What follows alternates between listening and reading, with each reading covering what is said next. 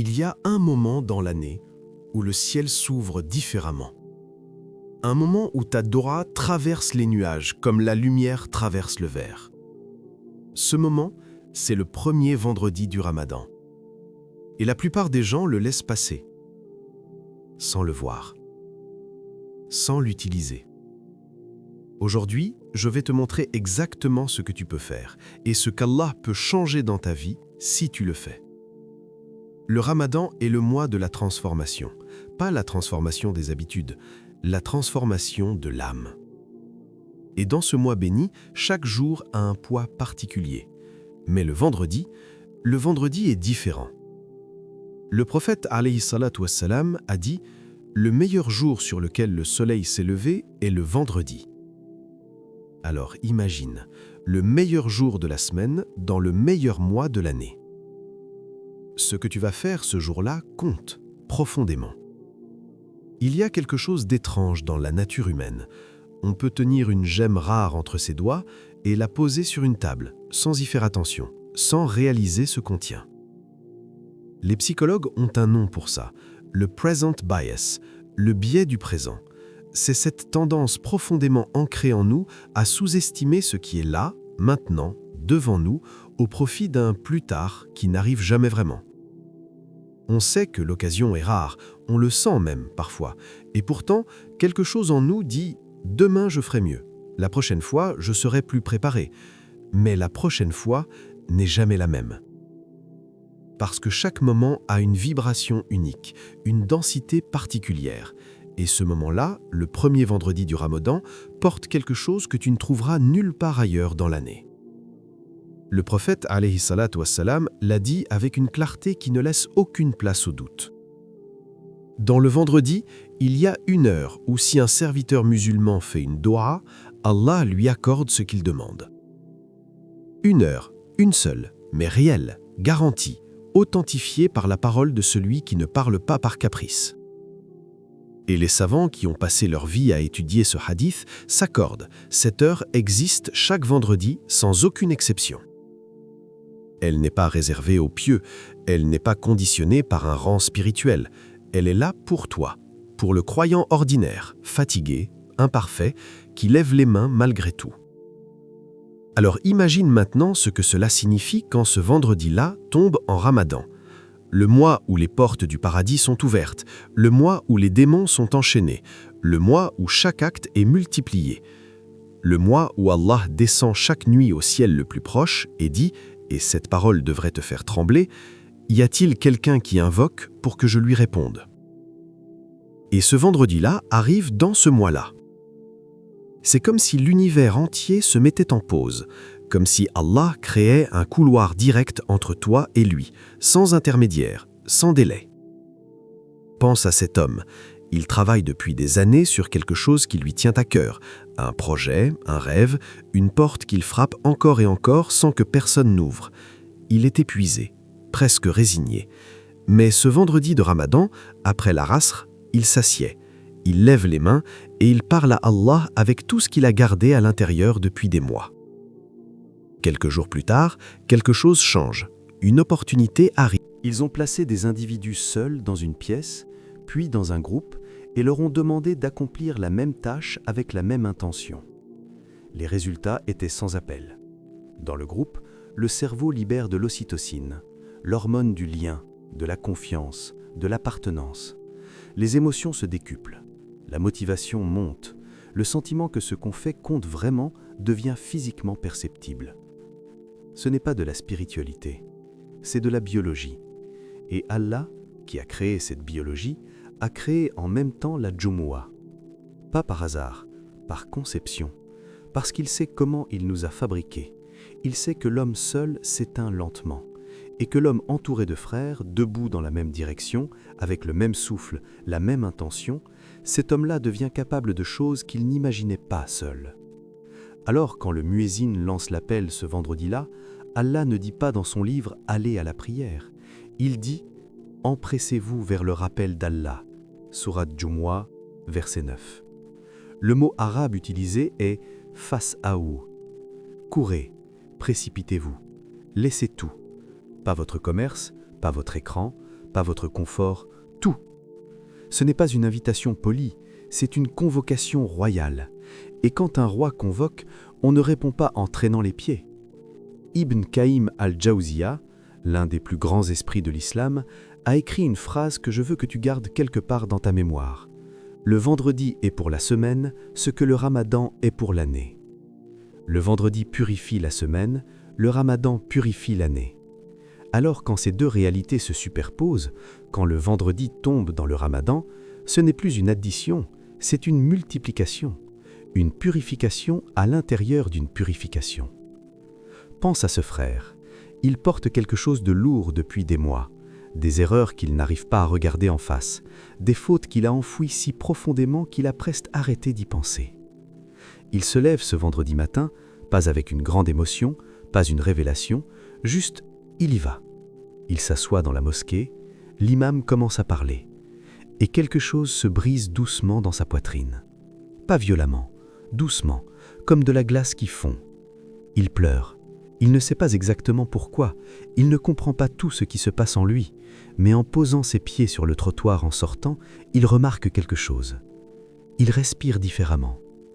Le prophète, alayhi salam, n'a pas laissé ce moment sans parole. Il a dit « Chaque pas vers la mosquée le vendredi efface une faute et élève d'un degré. » Sahih Muslim, numéro 850.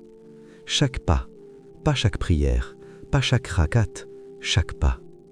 Alors compte tes pas ce vendredi-là, et sache que tu ne marches pas seulement vers une mosquée, tu marches vers une version de toi que les fautes n'ont pas encore atteinte. Les neuroscientifiques ont découvert quelque chose de fascinant sur le cerveau humain. Quand tu répètes un acte significatif consciemment, au même moment, dans le même état d'esprit, ton cerveau commence à construire quelque chose, une architecture invisible. Les connexions neuronales se renforcent, les émotions s'ancrent et peu à peu, cet acte ne fait plus seulement partie de ce que tu fais, il fait partie de ce que tu es. Les psychologues appellent ça une ancre émotionnelle, un rituel sacré qui reconfigure lentement ton identité de l'intérieur. Pas par force, par répétition consciente. Et c'est exactement ce qu'est la récitation d'Al-Kahf chaque vendredi. Pas une obligation supplémentaire, pas une case à cocher, une transformation qui se fait doucement, semaine après semaine, sans que tu t'en rendes vraiment compte. Le prophète sallallahu alayhi wa sallam a dit « Celui qui lit Surat al-Kahf le vendredi, une lumière l'illuminera entre les deux vendredis. » Al-Hakim, authentifié par Albani. Une lumière entre deux vendredis, 7 jours entiers. Pas une lueur, une lumière, continue, stable, comme un phare dans la nuit qui ne s'éteint jamais vraiment.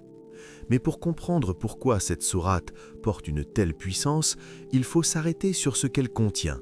Al-Kahf, la caverne. Ce n'est pas une sourate de confort, c'est une sourate de résistance. Elle s'ouvre sur des jeunes hommes, Ahl al-Kahf, qui vivent dans une société qui veut les effacer, qui veut leur faire oublier qui ils sont, en quoi ils croient, vers qui ils se tournent. Alors, ils choisissent la caverne, l'obscurité totale, plutôt que la lumière d'un monde qui les détruirait. Et Allah les garde, dans le noir, pendant 300 ans. Puis elle raconte l'histoire d'un homme qui avait tout, 2 jardins magnifiques, une richesse abondante, une vie que les autres lui enviaient. Et il a commis l'erreur la plus vieille du monde. Il a cru que tout ça lui appartenait. Il a dit « je », là où il aurait dû dire « Allah a voulu », et tout s'est effondré. Puis Moussa sallallahu alayhi wa sallam, prophète, messager, homme choisi par Allah, qui se retrouve à apprendre l'humilité face à un serviteur d'Allah qu'il ne comprend pas, qui voit des actes qui le révoltent et qui doit faire taire son jugement pour accéder à une sagesse plus profonde. 3 histoires, 3 épreuves, 3 leçons qui couvrent tout ce que la vie peut envoyer. La persécution, l'orgueil, l'incompréhension. Lire cette sourate le premier vendredi du Ramadan, c'est entrer dans le mois avec ces 3 boucliers déjà en place. C'est dire à l'épreuve qui viendra « Je t'ai vu venir, je suis préparé ». Il y a cette sœur qui ne rate jamais cette récitation. Chaque premier vendredi du Ramadan, avant que la journée ne commence vraiment, elle s'assoit, elle ouvre le Coran et elle lit Al-Kahf du début à la fin, lentement, en essayant de comprendre. Elle dit que ce Ramadan-là est toujours différent des autres, Pas plus facile, pas sans épreuve, mais différent. Comme si quelque chose tenait le moi entier de l'intérieur, comme une colonne vertébrale invisible qui l'empêche de s'effondrer quand les journées deviennent longues et les nuits courtes. Ce n'est pas une impression mystique, ce n'est pas une superstition, c'est une sunna, authentifiée, transmise, offerte à toi. Commence le ramadan avec la lumière d'Al-Kahf et cette lumière t'accompagnera jusqu'à la nuit du destin. Il y a une chose que les neurosciences ont prouvée et que les croyants savent instinctivement depuis des siècles. L'état dans lequel tu formules une demande change tout, pas juste psychologiquement, neurologiquement. Quand tu es dans un état de présence totale, sans distraction, sans masque, sans performance, ton cerveau entre dans un mode particulier. Les ondes cérébrales ralentissent, le cortex préfrontal s'apaise, et ce que tu exprimes dans cet état ne reste pas à la surface. Il descend, il atteint quelque chose de profond en toi, il reprogramme ce que tu crois mériter, ce que tu crois possible, ce que Allah peut faire pour toi. Et c'est précisément pourquoi l'état de jeûne est si puissant au moment de la doua. Le prophète sallallahu alayhi wa sallam a dit « Celui qui lit Surat Al-Kahf le vendredi, une lumière l'illuminera entre les deux vendredis. » Al-Hakim, authentifié par Albani. Une lumière entre deux vendredis, 7 jours entiers. Pas une lueur, une lumière, continue, stable, comme un phare dans la nuit qui ne s'éteint jamais vraiment. Mais pour comprendre pourquoi cette sourate porte une telle puissance, il faut s'arrêter sur ce qu'elle contient. Al-Kahf, la caverne. Ce n'est pas une sourate de confort, c'est une sourate de résistance. Elle s'ouvre sur des jeunes hommes, Ahl al-Kahf, qui vivent dans une société qui veut les effacer, qui veut leur faire oublier qui ils sont, en quoi ils croient, vers qui ils se tournent. Alors, ils choisissent la caverne, l'obscurité totale, plutôt que la lumière d'un monde qui les détruirait. Et Allah les garde, dans le noir, pendant 300 ans. Puis elle raconte l'histoire d'un homme qui avait tout, 2 jardins magnifiques, une richesse abondante, une vie que les autres lui enviaient. Et il a commis l'erreur la plus vieille du monde. Il a cru que tout ça lui appartenait. Il a dit « je », là où il aurait dû dire « Allah a voulu », et tout s'est effondré. Puis Moussa sallallahu alayhi wa sallam, prophète, messager, homme choisi par Allah, qui se retrouve à apprendre l'humilité face à un serviteur d'Allah qu'il ne comprend pas, qui voit des actes qui le révoltent et qui doit faire taire son jugement pour accéder à une sagesse plus profonde. 3 histoires, 3 épreuves, 3 leçons qui couvrent tout ce que la vie peut envoyer. La persécution, l'orgueil, l'incompréhension. Lire cette sourate le premier vendredi du Ramadan, c'est entrer dans le mois avec ces 3 boucliers déjà en place. C'est dire à l'épreuve qui viendra « Je t'ai vu venir, je suis préparé ». Il y a cette sœur qui ne rate jamais cette récitation. Chaque premier vendredi du Ramadan, avant que la journée ne commence vraiment, elle s'assoit, elle ouvre le Coran et elle lit Al-Kahf du début à la fin, lentement, en essayant de comprendre. Elle dit que ce Ramadan-là est toujours différent des autres. Pas plus facile, pas sans épreuve, mais différent. Comme si quelque chose tenait le moi entier de l'intérieur, comme une colonne vertébrale invisible qui l'empêche de s'effondrer quand les journées deviennent longues et les nuits courtes. Ce n'est pas une impression mystique, ce n'est pas une superstition, c'est une sunna, authentifiée, transmise, offerte à toi. Commence le Ramadan avec la lumière d'Al-Kahf et cette lumière t'accompagnera jusqu'à la nuit du destin. Il y a une chose que les neurosciences ont prouvée et que les croyants savent instinctivement depuis des siècles. L'état dans lequel tu formules une demande change tout, pas juste psychologiquement, neurologiquement. Quand tu es dans un état de présence totale, sans distraction, sans masque, sans performance, ton cerveau entre dans un mode particulier. Les ondes cérébrales ralentissent, le cortex préfrontal s'apaise, et ce que tu exprimes dans cet état ne reste pas à la surface.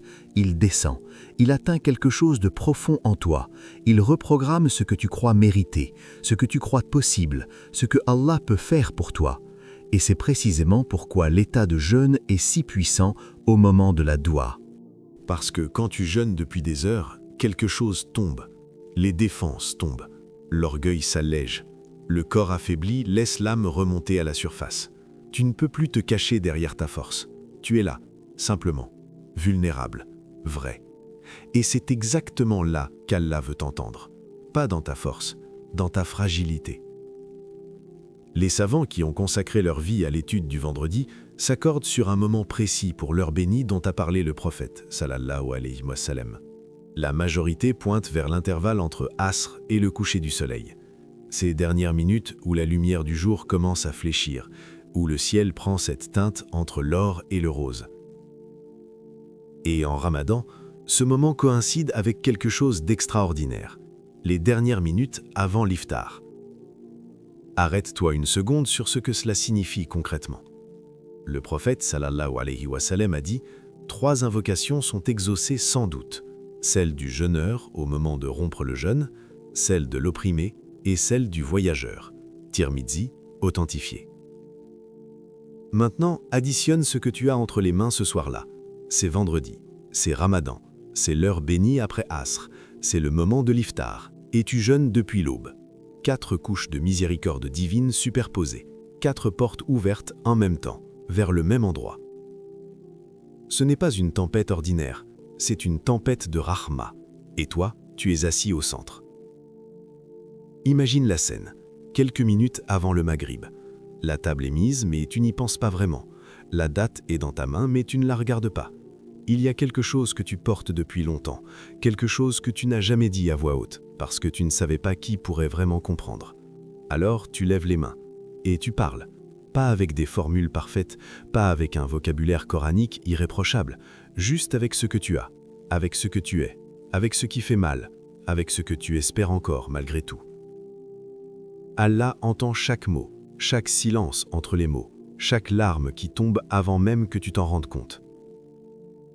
Et il répond, toujours, pas nécessairement avec ce que tu as demandé, pas nécessairement quand tu t'y attends, mais avec ce dont tu as besoin, et souvent avec quelque chose de bien plus grand que ce que ton imagination t'avait permis de demander. Le vendredi de Ramadan, avant l'iftar, ne demande rien de petit à Allah. Il est trop grand pour que tu te limites. Il y a une loi dans le cerveau humain que personne ne peut contourner. Ce sur quoi tu portes ton attention grandit, pas métaphoriquement, littéralement. Chaque pensée répétée avec intention creuse un sillon dans ton cerveau. Les neurones qui s'activent ensemble se connectent ensemble. C'est ce que les neuroscientifiques appellent la plasticité neuronale. Et peu à peu, ce que tu répètes devient ce que tu es, ce que tu ressens par défaut, ce vers quoi ton esprit revient naturellement quand tout le reste se tait. Alors, la question n'est pas « est-ce que le zikr fonctionne ?» La vraie question est « vers quoi est-ce que je dirige mon attention en ce moment ?» Vers l'anxiété, elle grandira. Vers le doute, il s'enracinera. Vers Allah, quelque chose en toi commencera à changer. Allah l'a dit dans son livre avec une précision qui devrait nous arrêter net. Et le prophète sallallahu alayhi wa sallam a ajouté une dimension qui dépasse notre compréhension. Multipliez les invocations sur moi le vendredi, car vos invocations me sont présentées. Présentées. Au prophète sallallahu alayhi wa sallam lui-même. Ton nom, ta voix, ta salawat murmurée dans ta chambre, dans ta voiture, dans tes moments de solitude. Il les reçoit. Réfléchis à ce que cela signifie. Dans ce monde saturé de bruit, où l'on se sent invisible, ignoré, perdu dans la masse, il y a un être, le plus aimé d'Allah, qui reçoit ton invocation par son nom, et qui invoque Allah en retour pour toi. Ce n'est pas de la théologie abstraite, c'est une relation vivante. Et le vikr, dans ce contexte, n'est plus une récitation mécanique que tu fais pour cocher une case spirituelle. C'est une déclaration d'existence. C'est toi qui dis à l'univers entier « Je suis là, je t'appartiens, et je choisis consciemment de nourrir ce lien plutôt que mes peurs. » Il y a ce jeune homme, rongé par l'anxiété depuis des années, les nuits sans sommeil, les pensées qui tournent en boucle, ce sentiment diffus que quelque chose ne va pas sans pouvoir nommer quoi. Il entend parler du vikr. Il n'est pas convaincu. Honnêtement, il doute que des mots répétés puissent changer quoi que ce soit à ce qu'il ressent. Mais il essaie quand même. Ce premier vendredi de Ramadan, il commence. 100 fois la salawat, puis Subhanallah, Alhamdulillah, Allahu Akbar. Pas avec ferveur, juste avec régularité. comme quelqu'un qui arrose une plante sans savoir encore si elle va pousser. 2 semaines passent. Il remarque quelque chose d'étrange. Les pensées tournent toujours, mais elles tournent moins vite. Il y a comme un espace qui s'est créé entre lui et son anxiété, un souffle de distance, juste assez pour respirer. Il ne sait pas comment expliquer, mais il n'arrête pas. Le cœur qui fait vikr un vendredi de Ramadan porte cette lumière toute la semaine. Il y a un poids que beaucoup portent sans jamais en parler. Pas le poids des problèmes extérieurs, pas celui des dettes, des conflits, des échecs visibles. Celui-là, on peut en parler, on peut demander de l'aide, on peut chercher des solutions. Non, c'est l'autre poids, celui de dedans. Celui que tu trimbales depuis des mois, parfois des années, une faute que tu n'as jamais vraiment réglée, un acte que tu revis parfois la nuit quand tout est silencieux, une version de toi-même que tu n'oses pas regarder en face. Les psychologues ont un mot pour ce que ça fait au cerveau humain, la rumination, ce processus où la pensée tourne sur elle-même sans jamais trouver de sortie. Elle épuise le système nerveux, elle paralyse la volonté. Elle installe progressivement une conviction silencieuse et toxique « je ne mérite pas mieux que ça ». Et le plus cruel dans tout ça, c'est que la culpabilité non résolue ne te rend pas meilleur, elle ne t'empêche pas de refaire la même erreur. Elle te ronge, de l'intérieur, lentement. Ce dont l'être humain a besoin n'est pas une promesse de faire mieux. Des promesses, on en a tous fait et brisé. Ce dont il a besoin, c'est un acte réel, un recommencement véritable, une rupture nette avec ce qu'il était. Et c'est exactement ce qu'est la taouba. Pas une émotion, un acte. Allah dit dans le Coran, et je veux que tu laisses ces mots entrer vraiment, pas juste passer. Dis, ô mes serviteurs qui avez commis des excès à votre détriment, ne désespérez pas de la miséricorde d'Allah. Certes, Allah pardonne tous les péchés. Tous les péchés.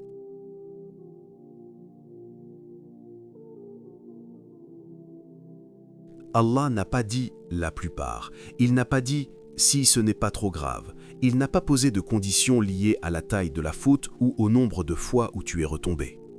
Tous. Et Ibn Rajab al-Hanbali, l'un des plus grands savants de l'islam, a écrit quelque chose qui devrait te faire trembler d'espoir. La taouba sincère efface le péché comme si l'acte n'avait jamais existé. Comme si l'acte n'avait jamais existé. Pas comme si tu avais payé ta dette, pas comme si on t'avait pardonné malgré tout, comme si la page avait été arrachée du livre, comme si cette nuit-là, ce moment-là, cette version de toi-là, n'avait jamais eu lieu. C'est la rahma d'Allah. Elle ne minimise pas, elle efface. Et le premier vendredi du Ramadan est le moment le plus puissant pour poser ce poids. Parce que tu entres dans le mois saint avec une ardoise propre, parce que tu commences le sprint le plus important de l'année sans le boulet au pied, parce qu'Allah aime, et ce mot est dans le Coran, Allah aime ceux qui reviennent vers lui. Certes, Allah aime ceux qui se repentent souvent. Sourate Al-Baqarah 222. Pas ceux qui ne pêchent jamais, ceux qui reviennent. Pense à cette femme, elle porte quelque chose depuis des années. Un péché trop honteux pour être nommé, trop lourd pour être oublié. Elle a essayé de l'enterrer sous les routines, sous les occupations, sous le bruit de la vie quotidienne. Mais il remonte toujours, la nuit surtout. Ce vendredi de Ramadan, après la Djumu'ah, elle ne fait rien d'extraordinaire. Elle monte dans sa chambre, elle ferme la porte, et seule, sans témoin, sans préparation particulière, elle lève les mains. Et elle dit simplement « Ya Allah, pardonne-moi ». Elle pleure, longtemps, de ces larmes qui viennent de très loin, de très profond, de cet endroit en toi que tu protèges habituellement. Puis, doucement, les larmes s'arrêtent. Elle baisse les mains. Elle reste assise un moment dans le silence, et pour la première fois depuis des années, quelque chose dans sa poitrine s'est desserré. Pas tout réglé, pas tout guéri, mais allégé, comme si quelqu'un avait posé la main sur sa blessure et dit « Je sais, et je t'aime quand même ». Ce n'est pas une histoire inventée pour te faire pleurer. C'est ce qui arrive réellement quand on décide de faire confiance à la miséricorde d'Allah plutôt qu'à la voix qui dit qu'on ne la mérite pas. La taouba sincère vendredi de Ramadan n'est pas un nouveau départ, c'est une nouvelle naissance. Tu es peut-être en train de regarder cette vidéo en ce moment et il y a quelque chose dans ta vie que tu veux changer. Une relation brisée, une douleur que tu portes seul, un rêve que tu crois perdu, une faute que tu ne te pardonnes pas. Allah sait, il a toujours su, et il t'a guidé vers cette vidéo, vers ce rappel, pour que tu saches qu'il ne t'a pas oublié. Le premier vendredi du Ramadan n'est pas juste un jour sur un calendrier, c'est une main que le ciel te tend. Est-ce que tu vas la prendre ? Ce vendredi-là, va à la Djumu'ah avec ton cœur présent.